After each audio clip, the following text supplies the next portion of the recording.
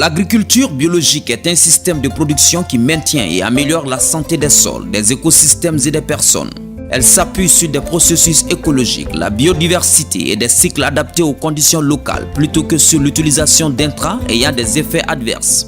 L'agriculture biologique allie tradition, innovation et science au bénéfice de l'environnement commun et promeut des relations justes et une bonne qualité de vie pour tous ceux qui y sont impliqués. Pour améliorer et valoriser davantage ce système de production biologique au Mali, le projet AEB, Agriculture écologique et biologique, vient en appui des acteurs du secteur à travers des séries d'activités, comme des échanges, des ateliers de formation et les visites de terrain. Au Mali, le projet AEB est organisé de la manière suivante. Le projet AEB n'est pas la seule chose de la chaîne de valeur et du développement des marchés.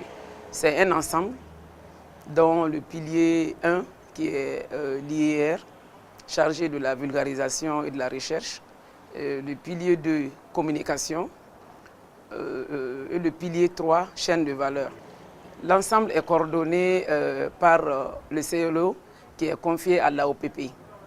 Donc c'est un ensemble avec des interdépendances et des collaborations avec l'ensemble de ces piliers qui font les activités. Mais bien sûr, chaque pilier a ses activités spécifiques. Et pour nous, les activités sont la création de la base de données, l'élaboration de la cartographie, des répertoires, la sensibilisation des consommateurs, et la formation des producteurs et d'autres acteurs, et également la recherche des consommateurs réels sur le projet. L'AEB est un projet sous-régional dont le financement est donné à partir de Biovision, qui est basé au Kenya.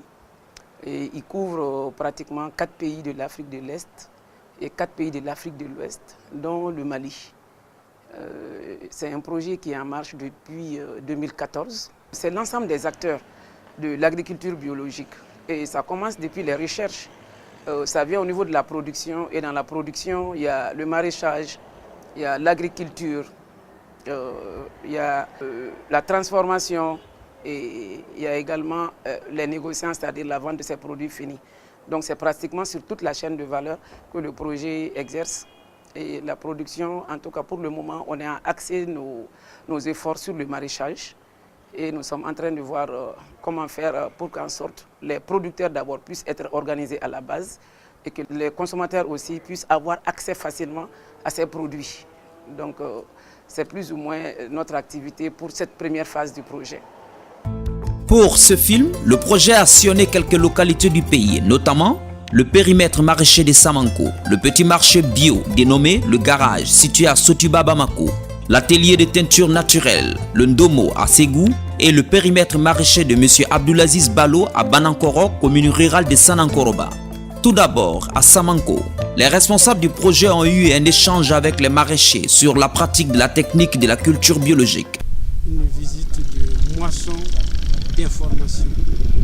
d'information surtout de la part des paysans, d'échange ou d'interaction entre les producteurs eux-mêmes, parce que chacun a fait cas de ses petites expériences sur le maraîchage biologique.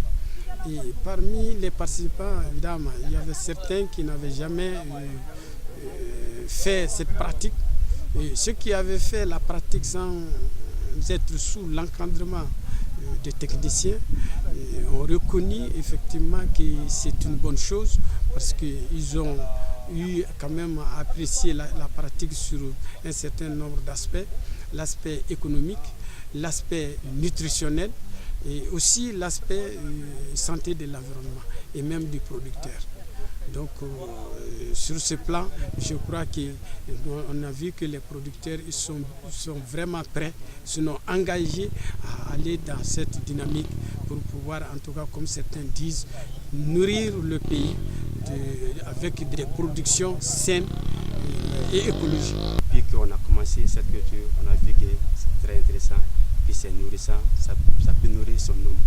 Et puis il y a un marché dédié à la culture bio qui est siège à Balerabougou. Tous ceux qui feront la culture bio n'auront pas de soucis à évacuer leurs produits. Ce que j'ai dit à tous les Maliens, pour manger sain et vivre dans la bonne santé, il faut faire l'agriculture bio. Depuis quelques années, les produits fermiers de l'agriculture écologique et biologique sont vendus en direct aux consommateurs. Panier paysan par abonnement direct à la ferme. À Bamako, comme dans toutes les autres agglomérations du Mali, cette activité séduit de plus en plus les consommateurs en quête de produits de qualité. Après une visite de prospection, le projet AEB Mali a repéré les points de vente existants répondant aux critères du projet, tels que le marché Djabé, le marché de Sotuba, le marché Sotelma à Lafiaboukou, le marché de Wonida et la coopérative des femmes Serebana. Nous sommes ici dans le petit marché dénommé le Garage à Sotuba, ouvert tous les samedis sous la supervision de Madame Sandrine Tebeli. Bienvenue chez moi à Sotuba. Donc vous êtes dans le marché, le garage du marché de Sotuba. Donc tous les samedis matins, j'ouvre les portes de ma maison avec mon mari pour permettre à une coopérative qui s'appelle La Canacéné de venir vendre ses produits. Donc les gens viennent, on leur offre un petit café, un thé, ils amènent parfois un gâteau, un plat. Et on passe un moment ensemble et pendant ce temps, les gens se servent. Donc le temps d'attendre son tour, on peut discuter, faire connaissance. Et puis leur expliquer l'esprit du bio et leur expliquer également la relation qu'on entretient, nous les consommateurs, avec cette coopérative qu'on soutient depuis maintenant plus d'une année. Encore, dans ce petit marché, les consommateurs ne calculent pas le prix. Pour eux, qui parle de la santé parle de la bonne nourriture. Et pour manger sain, il faut des légumes bio. Je suis une cliente permanente dès le départ et je suis très contente d'en être une parce que je mange sain, très sain. C'est rassurant pour moi de savoir qu'à Bamako, on peut se procurer des légumes uniquement bio. Donc du coup, je suis très tentée et je viens très souvent parce que je tiens beaucoup à ça, vu que c'est très important pour notre santé. Le bouche à oreille, on a par des amis qui nous en ont parlé, voilà, et qui nous ont dit que c'était bon. Et comme on aime bien les bons produits, ben, on s'est dit qu'on allait venir voir comment c'était ici. Je pense que c'est très important parce que c'est important pour la santé de manger des produits sains qui n'ont pas plein de pesticides et autres. Et c'est également souvent bien meilleur en goût parce qu'ils ont beaucoup plus de goût que les produits issus de l'agriculture industrielle. Monsieur Abdoulaziz Ballo est installé depuis 2005 à Banankoro, commune rurale de Sanankoroba. Il est maraîcher. Durant 12 ans, il ne fait que de la culture bio. Tout a commencé ici d'abord par l'élevage. Bon, à travers l'élevage, quand j'ai vu que j'avais la facilité d'avoir de la fumure organique, donc j'ai décidé de faire le maraîchage bio et même l'agriculture vivrière bio aussi, parce que je pouvais facilement avoir de la fumure. Donc c'est comme ça que tout est parti depuis 2005. Bon, j'ai aménagé d'abord un premier jardin à la maison ici. Bon, après ça, j'ai eu la chance d'avoir l'appui de la coopération espagnole qui nous a fait un demi-hectare de maraîchage à peu près à 3 km d'ici. Donc on est en train d'exploiter ça maintenant. Bon, depuis qu'on n'a pas d'expérience, bon, on commence à gagner petit à petit en expérience. Mais jusqu'à présent, on a besoin de beaucoup d'apprentissage, quoi. C'est une sorte de partenariat, bon, et dans le cadre du maraîchage, en matière de production, en matière de marketing, on bénéficie un peu d'appui conseil. En marge des activités officielles du sommet Afrique-France tenu en janvier au Mali, une foire d'exposition a été initiée par Madame le ministre de l'Artisanat du Mali pour promouvoir les artisans maliens. Une occasion exceptionnelle pour magnifier l'effort de recherche et de créativité des artisans maliens qui ont brillé sur plusieurs forums africains et mondiaux en remportant des prix majeurs. Son choix s'est porté sur les artisans qui ont eu des distinctions honorifiques dans l'exercice de leurs activités au cours des dernières années. Parmi ces lauréats, certains acteurs membres du réseau malien pour la transformation coton biologique Rematrac Bio, pilier 3 du projet AEB Mali. Rematrac Bio est un réseau d'artisans qui regroupe 12 entreprises artisanales. Ce réseau est à la transformation du coton biologique. Et ce réseau a été invité par le ministère de l'Artisanat et le ministère de la Culture pour participer au village artisanal du sommet Afrique-France. Et qu'on a pu quand même démontrer notre savoir-faire, parce qu'on était ici au Palais de la Culture, on était au Musée national du Mali, on était à l'aéroport. Et dans ces 3 lieux-là, tous les membres du réseau étaient représentés là-bas. Bon, et pour l'AEB, le projet, je peux dire que c'est la bienvenue au Mali. Et vraiment, nous sommes de cœur avec eux et on est ensemble parce que vous n'êtes pas sans savoir qu'il y a un pilier qui a été confié à Rematak Bio. Ça, c'est pilier chaîne de valeur. À Ségou, le centre Domo, qui était un atelier de teinture naturelle, travaille beaucoup sur le coton biologique avec les colorants naturels. Son coordinateur est le président du pilier 3 du projet agriculture écologique et biologique AEB. Il nous montre le système de recyclage des déchets solides et liquides dans les ateliers de teinture. Je vous invite à me suivre pour découvrir ce système de recyclage.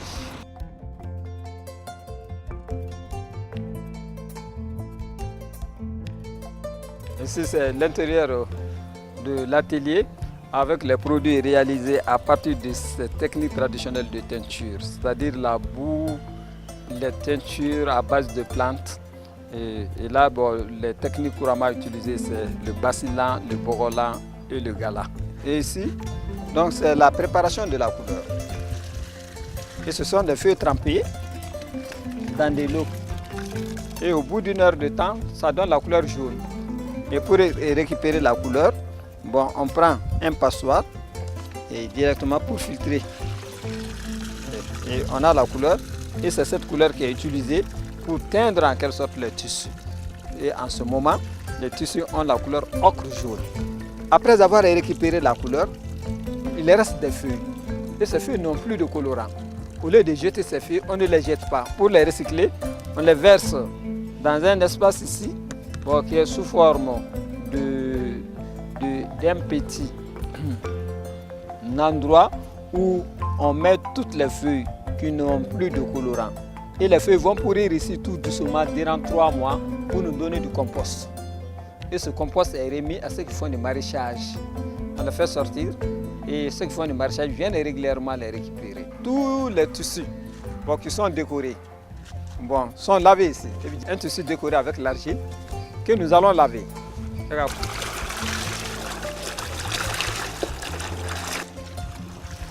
Après le lavage, on a la boue d'argile. C'est-à-dire l'eau qui est mélangée avec l'argile qu'on verse.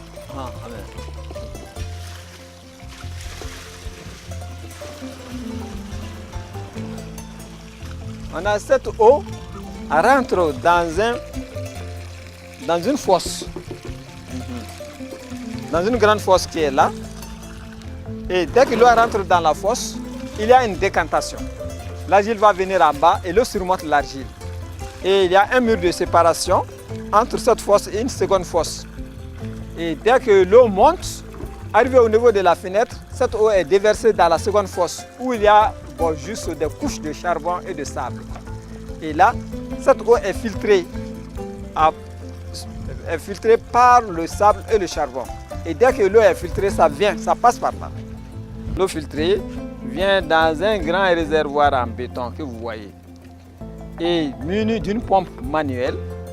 Et là, à partir de là, on fait monter l'eau dans le petit château que vous voyez. Et cette eau est couramment utilisée, lorsqu'on ouvre le robinet, cette eau est couramment utilisée pour arroser toutes les plantes qui se trouvent sur le site parce qu'il n'y a pas de produits chimiques dedans. Et le surplus de l'eau est drainé par un tuyau. Et c'est ce surplus que nous allons voir. Le surplus de l'eau est évacué bon, et à travers des tuyaux et ça vient jusqu'au niveau de l'étang.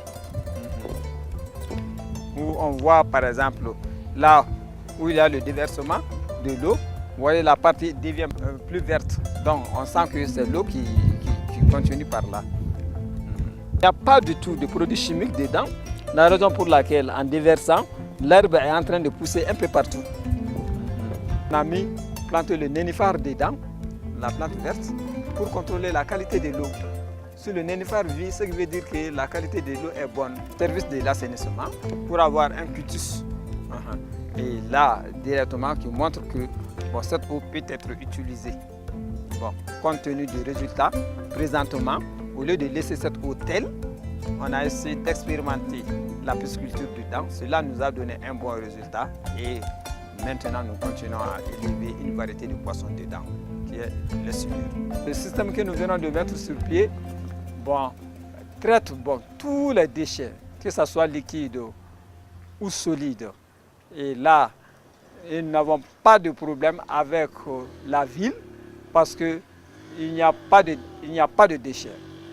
Le projet Agriculture écologique biologique AEB est une initiative historique en Afrique qui est motivée par les défis liés à l'agriculture et par le regain d'intérêt et l'engagement des chefs d'État et de gouvernement à soutenir l'agriculture en général et l'AEB en particulier. C'est un projet qui concerne l'ensemble du pays et peut-être vous allez peut-être constater plus tard que le volet recherche qui est confié à l'IER sont basés à Sikasso. Et le volet communication confié à l'IPR de Katibougou sont basés à Koulikoro. Et nous-mêmes, nous avons beaucoup d'acteurs qui sont dans le Rematrak, qui sont à Kaï, qui sont à Mopti et qui sont à Ségou. Donc l'objectif final, c'est de pouvoir regrouper l'ensemble des acteurs de l'agriculture biologique du Mali au sein du projet AEB. Un de nos objectifs aussi, c'est de pouvoir institutionnaliser l'agriculture écologique et biologique. Et l'institutionnalisation, on ne pourra jamais le faire sans l'implication de l'ensemble des acteurs. Et les acteurs du projet, ça commence primordialement par les producteurs. Donc ils sont informés des objectifs du projet pour qu'au moment des activités, de processus de l'institutionnalisation, qu'ils ne soient pas en dehors du circuit, qu'ils soient aussi bien imprégnés que les autorités. Et ça nous facilitera également la mise au point auprès des autorités qui certainement pourront être sensibilisées, sinon faire des plaidoyers auprès d'eux pour que l'agriculture puisse être institutionnalisée au Mali. Les principes de l'agriculture biologique. Tout d'abord, le principe de santé. L'agriculture biologique devra soutenir et améliorer la santé des sols, des plantes, des animaux, des hommes et de la planète, comme étant une et indivisible. Le principe d'écologie. L'agriculture biologique devrait être basée sur les cycles et les systèmes écologiques vivants, s'accorder avec eux, les imiter et les aider à se maintenir. Le principe d'équité. L'agriculture biologique devrait se construire sur les relations qui assurent l'équité par rapport à l'environnement commun et aux opportunités de la vie. Et enfin, le principe de précaution. L'agriculture biologique devrait être conduite de manière prudente et responsable afin de protéger la santé et le bien-être des générations actuelles et futures ainsi que l'environnement.